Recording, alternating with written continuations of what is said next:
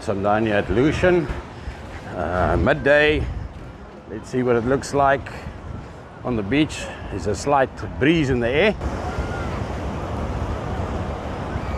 Water is nice and clean. There are a few people swimming. Not very busy, or not very populated actually. Nice little shower happening there.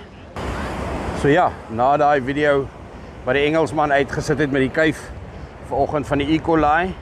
Die strand het definitief nie daai probleem nie, want daar's nie 'n rivier wat hier uitloop nie. So môre, wat Saterdag is, as jy lus is vir die beach en jy's nie lus om naby 'n lagoon te wees of 'n lagoon pla jou nie, want dis eintlik waar die gemors is.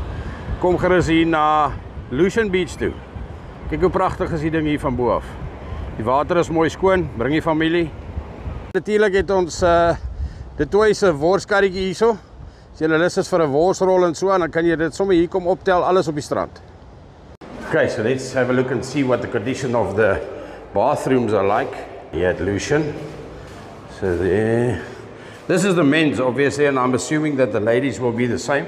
Let's check if there's water. Yes, there's water. Water. Yes. Nice. All the stall doors are on. It's a bit of toilet paper. Bring your own. Bring your own.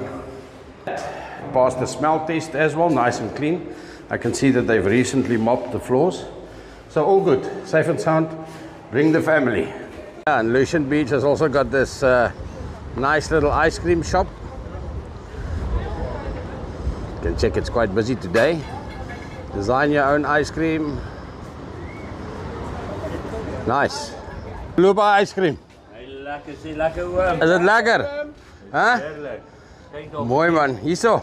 Hoe is hy ice cream, Boeta? Is hy lekker, nee? En jy? Selfde. Lekker, Geniet julle dit? lekker, dankie. Baie dankie julle.